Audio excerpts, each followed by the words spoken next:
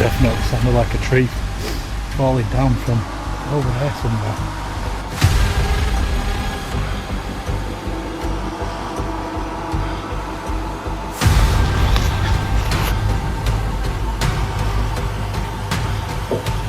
There it is. You'll see it. It's like purple and seal. Right there. Right there. Tonight, we look at 6 disturbing camping encounters caught on camera. Real moments, real danger.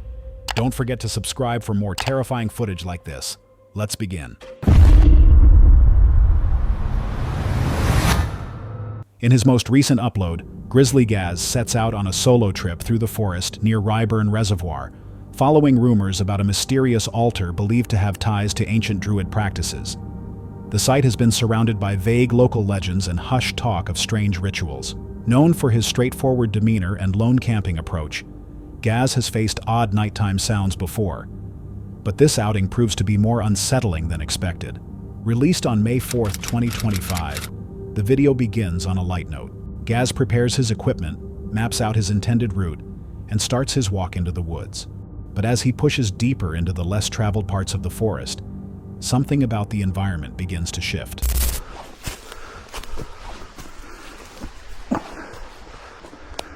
There it is over there. Geese again. The eyes down there.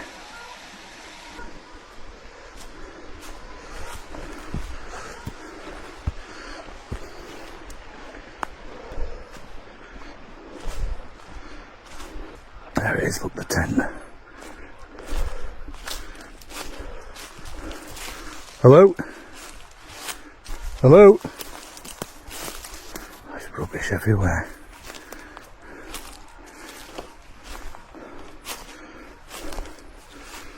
Hello? Fendi, come here. Fucking pigeon.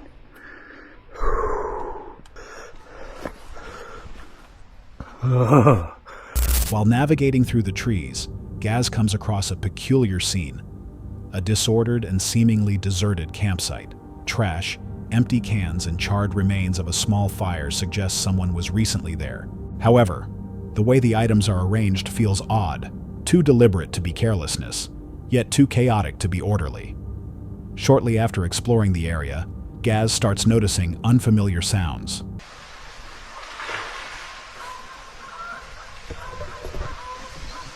What was that? Did you hear that?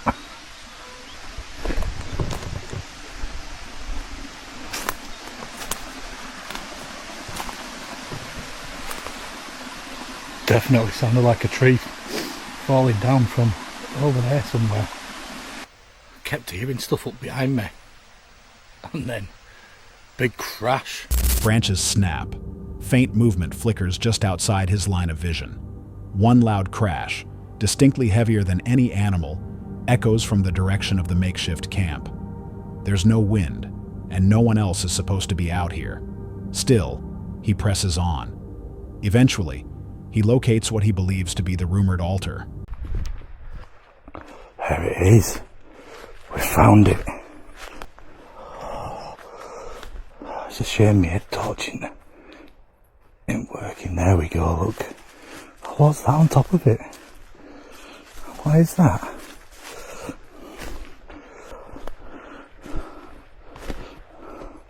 Oh, do we dare even come in here? Holy Bible. That says the end there. Is it upside down?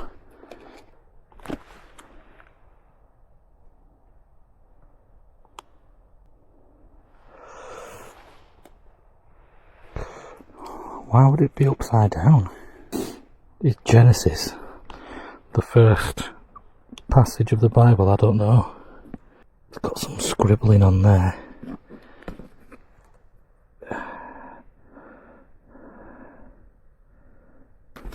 Can't make out what it says. It's made from large blocks of concrete, possibly salvaged construction pieces. assembled in the middle of a quiet clearing. Resting on top of the structure is an open Bible, oddly positioned upside down. The pages are turned to the beginning of Genesis, with handwritten markings scattered across them, names, dates, and unclear notes. One name in particular is written more carefully than the others. Though the book appears weathered, its position seems untouched by time or weather. The symbolism is difficult to overlook. The combination of a flipped sacred text, a remote forest setting, and the lack of any noise creates an oppressive atmosphere. It doesn't feel like vandalism. It feels purposeful, like it was meant to be seen. Gaz spends only a short time near the altar before deciding to leave. Though part of him wonders whether the whole thing is just a local myth blown out of proportion, something about the setup doesn't feel like a prank. The placement of the book and the eerie stillness surrounding the structure feel intentional. On the return walk to his camp, movement once again catches his attention. Quick, darting shapes far off among the trees. The unease from earlier grows stronger. Nothing explicitly threatening happens, but the weight of the experience lingers. The once familiar woods now seem foreign. By night's end, Gaz can't shake the feeling that he may have stumbled into something meant to stay hidden. What Gaz encountered wasn't overtly supernatural, yet it felt deeply intentional. The reversed Bible, the names, the stillness, these weren't random. Whether tied to folklore, neo-pagan rituals, or simply an elaborate message left by someone with a purpose, the arrangement suggested meaning. Was it an old druidic symbol reappropriated? A warning? Or just an atmospheric setup by a previous camper with a flair for the dramatic? What do you think the upside-down Bible was meant to signify? Let me know what you think below. Hold on a sec. If you're enjoying this so far, make sure to hit that subscribe button. Let's continue.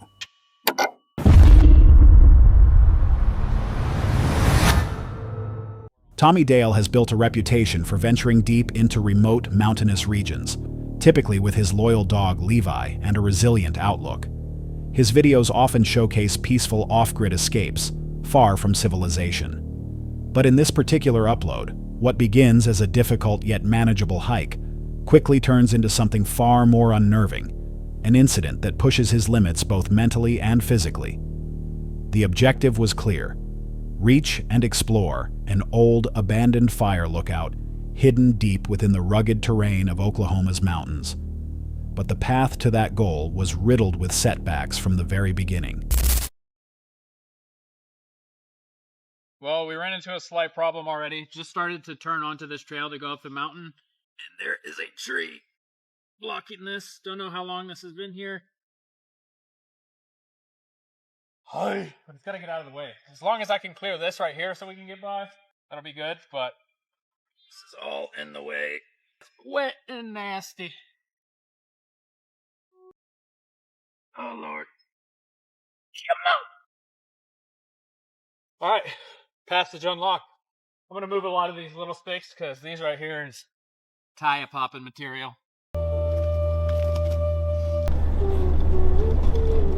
Currently making our way up this almost 20-mile trail into the mountains that hopefully leads us to the fire lookout. I have no idea. We're just kind of hoping for the best. But man, this trail that we're on is much more narrow. So really wish I had some clippers. It'd be easy if I was in like a Jeep or something, but and my truck is a bit wider. It's drop down into a valley here. Oh boy. This is Lord have mercy, man. For miles on end, it was nothing but this, stopping every few hundred feet to move dead branches or logs fallen across the road.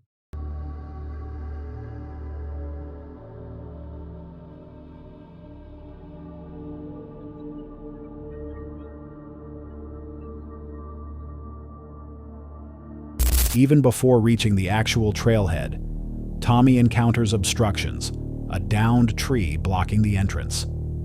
He attempts to clear it by hand, dealing with wet conditions and thick underbrush. Progress is slow and exhausting. For nearly 20 miles, the trail is narrow, overgrown, and constantly blocked by fallen debris. Several times he is forced to stop, backtrack, or move objects to continue. It's grueling, and his truck suffers damage in the process. Eventually, after nearly 8 hours, Tommy reaches what remains of the historic watchtower. I'm gonna walk up this lookout tower for a bit here. I don't know how high I'm gonna go, but we're gonna go up a little ways because should be a good view. Let's see. Not ideal. These ones are in there though. Oh, this is so stupid. The wind. Definitely be sure to leave a like on the video and subscribe to the channel, because this was pretty sketchy, but totally worth it.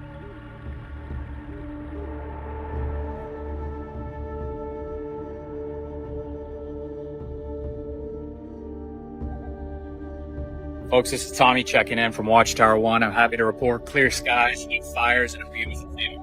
Ton of wind.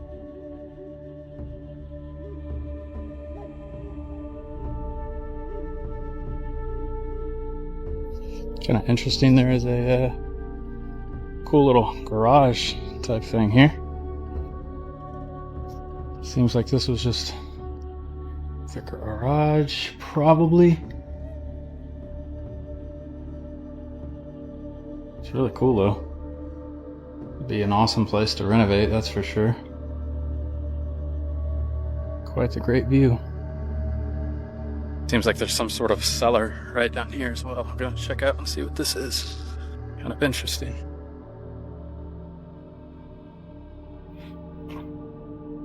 Pretty nasty in here, that's for sure. He climbs partway up the aging structure, cautiously navigating unstable steps and strong winds. The view, however, rewards his efforts. Expansive skies, forested valleys, and a peaceful silence above the treetops. Nearby, Cool he little stumbles across garage what appears to type be the thing here. remains of an old homestead, possibly once belonging to the tower's caretaker. Well, we have officially made it into the National Forest area. That is quite the view. Most people would never think that Oklahoma has a beautiful view like that, but we do. So really cool. We're gonna go into this monument up here, and supposedly there's a 9-mile road that will lead to the fire lookout. And we just came across what seems like an old homestead up here. This is really, really crazy, and I'm gonna... here's the first structure that's closest to the so-called road, but it looks like from the outside this would maybe be a well house. Yeah, you got this big jug in here. It's probably the entrance to the well. Kind of crazy, big bird nest up there. Yeah, very interesting stuff. It's been here a long time, for sure.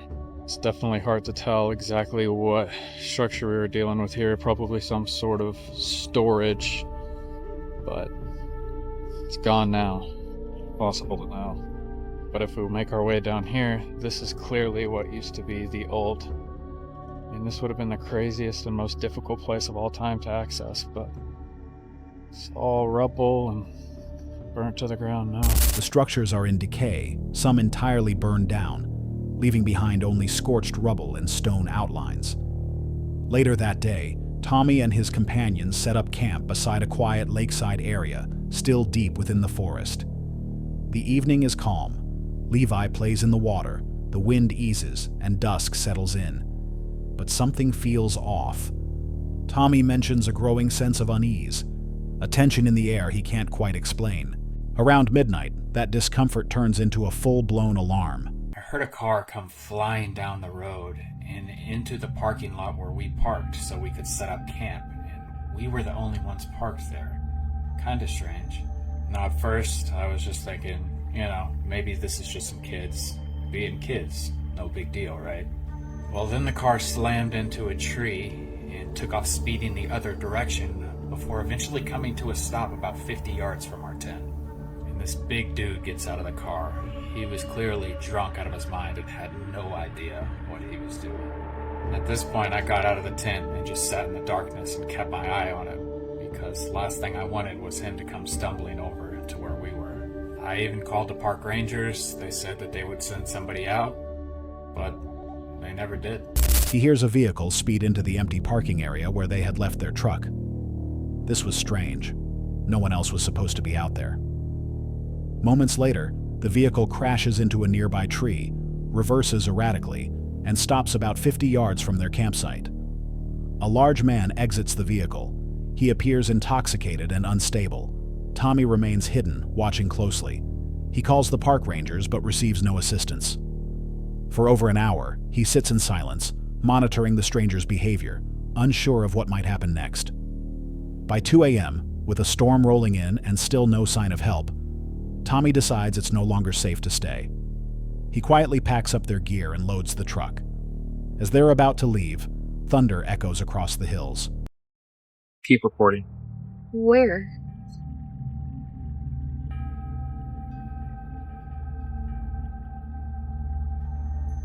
Oh, heck no.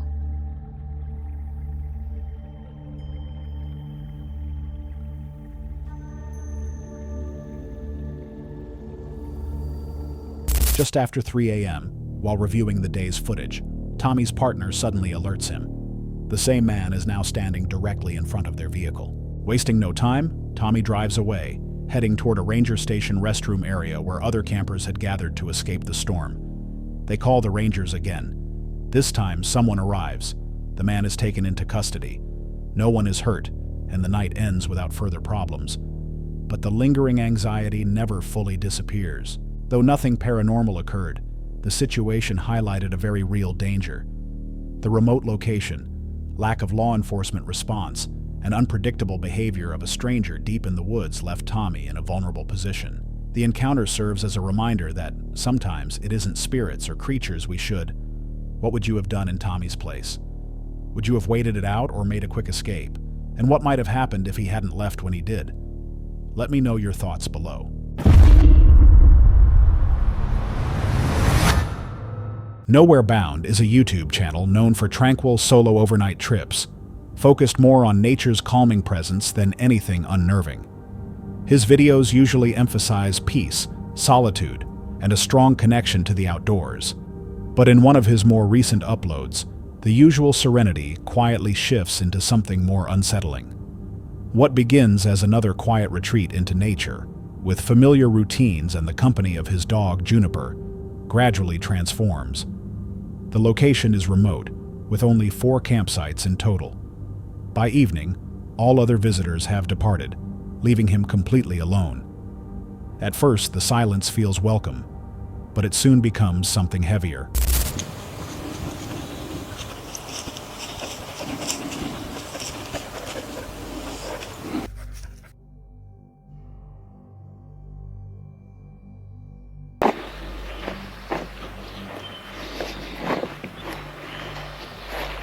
Come on, Juniper, let's go for a little walk. What are you doing, puppy? Yes, I know. She should be on a leash, but it's Juniper, and there's nobody else here, so I think it'll be okay. So this is the whole area behind our campsite, and you could kind of tell that it is a flood area. I mean, when the stream is high, all this debris is piling up on the trees, which could actually help us make a fire.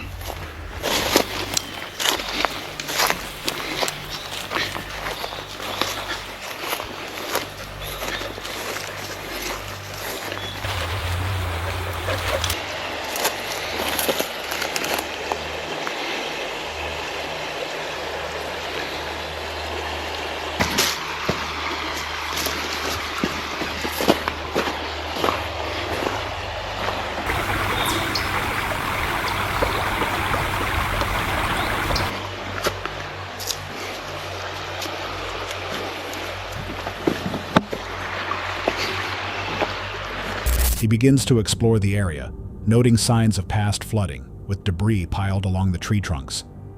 The atmosphere is peaceful, but one detail breaks the sense of balance. Directly across from his sight stands a large, abandoned structure.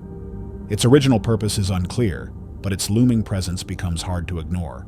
The building is just yards from his camper, a dark shape among the trees. As night falls, he attempts to light a campfire, but the damp conditions make it impossible. The woods are too wet, the flame too weak, and he's left in the dim glow of dusk, without the comfort of a fire. The failed fire sets the tone. He's now alone in near darkness, the only sounds being occasional rustles from the brush and unfamiliar animal calls in the distance. I'm camping right across the street from that building. The people who were camping just left. but their tent and everything is still set up down there, so I don't know what's going on with them. They may return later tonight, I don't know. But I'm here all alone. The fire was kind of a bust. The wood's just too wet. There wasn't enough hot energy to do the cooking I wanted to do, and I gotta be honest, I'm a little creeped out right now. And this is the first time this has ever happened to me camping. I don't know if it's the building or the quiet or that Juniper is just restless. Once in a while I hear strange animal noises that I've never heard before. I think they're frogs. There's multiple whippoorwills, and I don't hear whippoorwills very often. There's one. So I think I'm just gonna have a snack and call it a night. I'm not gonna cook anything. I'm not that hungry anyway. Yeah, so although the weather has been beautiful, it's a little creepy right now. And I usually don't get creeped out, but we're gonna just get in the camper, hunker down, try to get Juniper to settle down.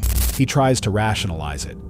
Perhaps frogs, maybe birds, but the patterns are off. The sounds don't match the natural rhythm he's grown used to. Even Juniper, typically calm, is restless, alert, and unable to relax. Something in the environment seems to be affecting her as well. As the night progresses, the feeling of discomfort increases. He eventually retreats into his camper, closes the blinds, and skips dinner. It's the first time he admits to being genuinely unsettled while camping. His sleep is light and interrupted. He estimates getting less than 5 hours of rest. The forest is still, the temperature drops, and though nothing overtly threatening happens, the silence becomes oppressive. Morning brings sunlight and a return to routine. Coffee, snacks, and a walk through the campground. He notes how surprisingly clean and remote the area is. But something strange catches his attention. The site where other campers had set up is now completely abandoned, yet their gear had been left behind the night before. There's no sign of where they went, or why they left. He follows a trail toward a nearby riverbank, reaching a steep slope and a strangely quiet open space. The woods feel still again, but not in a peaceful way. Just as he starts to relax, something unexpected happens. Juniper runs off into the trees. Earlier in the day, he had attached a small action camera to Juniper's harness to capture playful dog cam footage. During her sprint into the woods, the camera had come loose. So I had this tiny little camera attached to Juniper's harness, and she ran into the woods and chased something. Sure enough, she knocked this off of her back. I cannot believe I found it. That's a stroke of good luck for today. That is for sure. Against all odds, he manages to find it, lying cleanly on the ground, undamaged, almost as if it had been intentionally placed there. The footage doesn't reveal anything clearly frightening, but the atmosphere of the entire trip carries a quiet unease. It's not about what's seen. It's about what might have been just out of frame. The impression that something or someone was always nearby. That the structure across from him wasn't empty. That the sounds in the night weren't animals. That Juniper wasn't chasing wildlife after all. No dramatic events took place, but the atmosphere was undeniably off. The unexplained noises, the abandoned campsite, and the conveniently found camera all point to the possibility that something, or someone, was nearby the entire time. Whether it was human, animal, or something harder to define, the clues suggest more than coincidence. Do you think the old building had something to do with the strange behavior that night? What would you have done in his situation? Stayed another night or packed up and left? Let me know what you think. On November 5th, 2024, a solo hike along the Appalachian Trail was captured on film by a hiker named Brant. At first glance, the footage appears uneventful, just another peaceful day on the trail.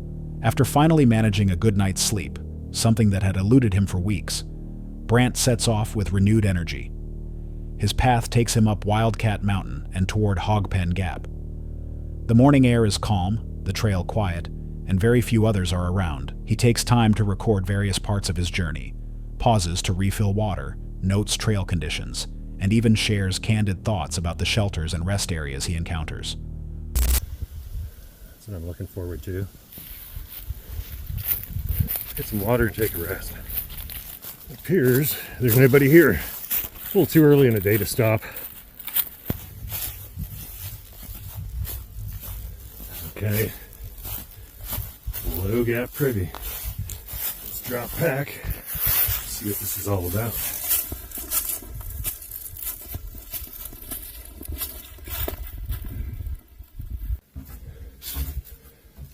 Door doesn't shut. And there's no wall here, so not complete privacy.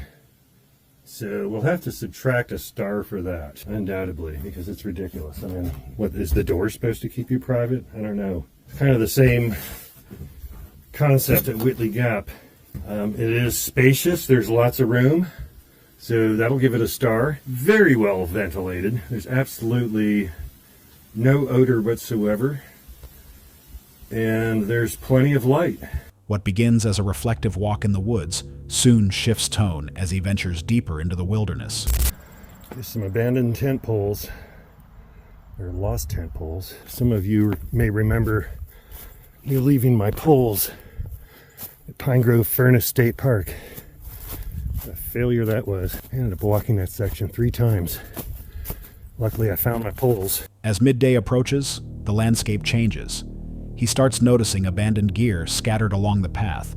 Tent poles, forgotten packs, bits of debris. While not entirely unexpected on a long hike, the sheer amount and disarray feel off. Some of it lies disturbingly close to polluted water sources, adding to the unease.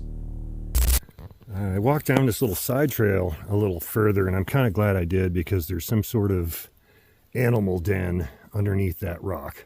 And it's fresh. I mean, you can tell they've been going in and out of it. So I don't want any animal encounters this evening, so I think I'm going to keep on going. Plus, it's still kind of early. Later, he stumbles upon a fresh animal den tucked beneath a large rock just off the main trail. The entrance appears recently disturbed, clear signs something had been moving in and out. Uncomfortable with the idea of camping so close to an active den, Brant decides to press forward. Not long after leaving the area, something even more disturbing happens. As he considers doubling back to the clearing, he spots a figure approaching from the trail, a hiker with a full pack and outdoor clothing. Brant steps aside to let them pass, but they never do. When he finally steps back onto the trail, the figure has vanished. No sound, no footsteps, no sign of movement, just gone. Confused, he scans both directions. There's no one there. Trying to stay rational, he continues on, brushing it off as a trick of light or fatigue. But as the memory lingers, he recalls another strange moment earlier in the day. While clearing a log to make the trail more accessible, he thought he saw another hiker approaching. He even made an effort to finish quickly, expecting someone to pass. No one came. These weren't distant shadows or ambiguous movements. They were clear sightings, full-bodied figures walking with intention. People that, by all logic, should have crossed his path, but didn't. Their disappearances weren't gradual. They were instantaneous, vanishing the moment his attention shifted. As daylight fades, Brant grows increasingly unsettled. His voice loses its lighthearted tone. No longer amused by trail conditions, he becomes alert, constantly glancing over his shoulder. With his battery draining and unease mounting, he quickens his pace toward the nearby town of Helen. Some viewers speculate that Brant may have experienced a phenomenon known as a phantom hiker, apparitions that mimic real people but disappear without a trace. Others suggest it could be sleep deprivation or stress-induced hallucinations, given the solitude and exhaustion that often come with long-distance hiking. But what if it wasn't his mind playing tricks? What if those hikers weren't illusions at all, but something else entirely, mirroring those who walk the trail alone? If you've ever seen something on the trail you couldn't explain, maybe you weren't hiking alone after all. The Paranormies are no strangers to unsettling locations, but their investigation of a long-abandoned farmhouse in their hometown may be one of their most disturbing experiences to date. Local stories trace the origins of the house to the post-WW40 era. It quickly drew suspicion from residents after the original family began leaving the home every night, only to return by morning, without ever offering a reason. Eventually, the family disappeared entirely, never to be seen again. Over the years, Several other tenants attempted to live there, but none stayed long. Reports of disembodied voices, the screams of unseen children, and shadowy figures spotted in the barn were common. The paranormies visited the now vacant property to investigate what energies might still linger. So it's got to be that window? It'd be that window, barn. Shine the light back here. Yo, Johnny. What? Yeah, there's a barn back there. Oh, I can't really see it on my camera. Well, let's go inside. Check it out. Oh, it's dead bolted and it's broken off on the other side. So I have to go through this window. Oh, you can't get through there? All right. This window here. Open the window. It's clearly people have been here. I hear just birds and stuff. I thought I heard something over there. Want to hold this for a sec? Yeah. Oh, that's a staple. Oh, I grabbed that light there. Yeah. Oh, it's creepy in here.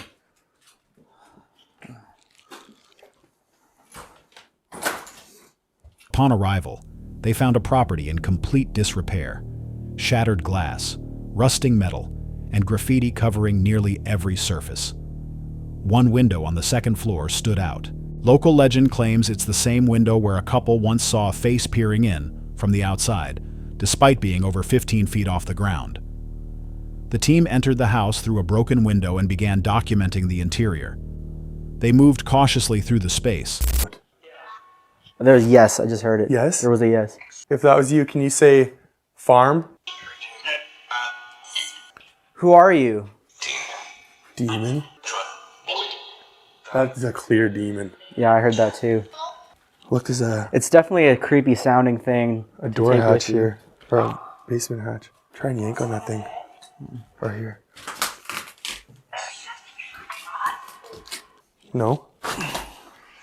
No, that's that's not getting opened. Let's go. Conducting a standard electromagnetic field sweep and initiating a spirit box session using an app they'd previously approached with skepticism. But during this session, a chilling vocal response was picked up, clear enough to suggest an intelligent presence in the room. The word demon was heard multiple times, something the group did not take lightly. Almost instantly, the environment seemed to shift. The cautious exploration took on a more urgent tone. There it is. That's definitely a knock. Can you knock again if that was you? There it is. I'm gonna go check. Hang on.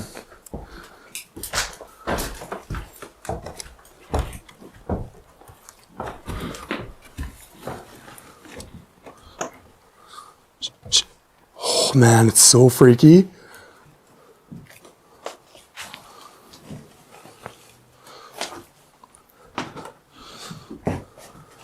Nothing, unless it came from here.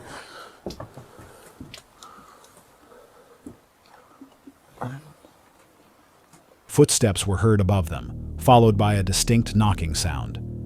When one team member tried to investigate the source, no one was there.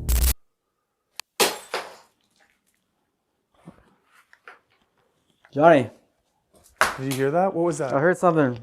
It was this light bulb, dude. A light bulb. Look. Oh my god. That wasn't already there? No. Hello? Then, a light bulb inexplicably fell from the ceiling. It wasn't loose before. Later, they attempted a sensory deprivation test. I keep feeling like there's something brushing up against me. Jordan. Huh? I feel like this keeps something like pulling on my shirt. Well, what? I feel like there's something like pulling on my shirt. It keeps pulling on my shirt. Dude, that's fucked up. I'm starting to get a little freaked out now. Okay, well, let's keep going off this energy. And Are we calling it for the sensory deprivation? I feel like we really ramped up yeah, the like energy. I feel like something keeps touching on my shoulder like this, here, like this, like going like this. One investigator was left isolated in the house while others explored elsewhere. During the experiment, the isolated member began reporting unsettling physical sensations, something brushing against him, pulling at his clothing. Despite his visible discomfort, he remained in place to gather more evidence. As the night progressed, the spirit box continued to broadcast unnerving messages. some mentioning the barn, others referring to the name of the farm itself. Even more disturbing was the discovery that, although the entire house had been vandalized, one large mirror remained untouched.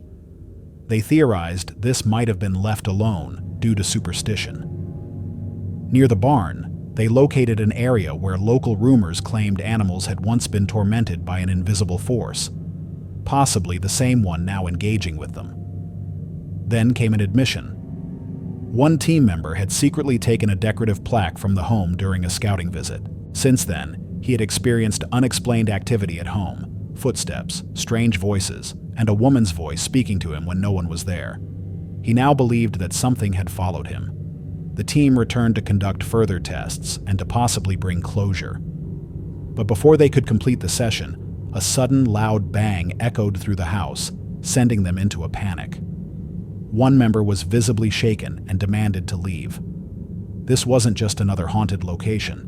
Whatever resides on this land seems to be tied not only to the structure, but also to the objects left behind, and to anyone who dares to disturb them. Some believe this farmhouse may function as a spiritual trap, where certain objects act as conduits for whatever presence resides there. Others suspect that the repeated use of the word demon in their session was more than just coincidence. It might suggest a deeper and more malicious force, one that attaches itself to people through physical items. Was the activity simply the result of residual energy? Or did someone unknowingly carry something far darker into their own home? And if objects can retain such powerful energy, what else might be quietly waiting to be found? Uploaded on May 6, 2025, this exploration takes us deep into the Ohio wilderness, an area that has rapidly developed a reputation as one of the most unnerving places documented by exploring with bear. Teaming up with Dee from Dee's Dark Adventures, the goal was simple: establish camp and search for signs of Sasquatch or other unexplained creatures. But from the beginning, it was clear something was off. Okay, there's a bug. That's a bug. Uh-huh. Can you please show yourself in orb form again? There went one, I think. I wasn't looking, but... Oh, come on. It's raining. That's more better. Well, now you're not gonna... You could still make out the orbs, it's just... There's a billion of them now. Thank you! For making it rain on us. There's one that just went through like that. There's another two. Man, it didn't come up on my camera. Watch my phone. I'll show you in it. Can you do it one more time? You'll see it. It's like they're going... See them? Right there. Right there. Right there. Those aren't bugs, dude. Those are orbs. Do you see any bugs in front of you right now? Those are tons of orbs, dude. And I do see them. Thank you. The first warning sign was the sudden absence of natural sound. The frogs and ambient forest noises stopped all at once, a phenomenon Bear has come to associate with strange energy or paranormal presence. Soon after, floating lights began appearing, glowing, flickering, and sometimes completely still. These orbs were captured on multiple devices, moving in unnatural patterns and disappearing without explanation. Despite attempts to rationalize them as insects or dust, the behavior and frequency of the lights made that difficult to believe. Looks like a damn hook, dude. There's no heel.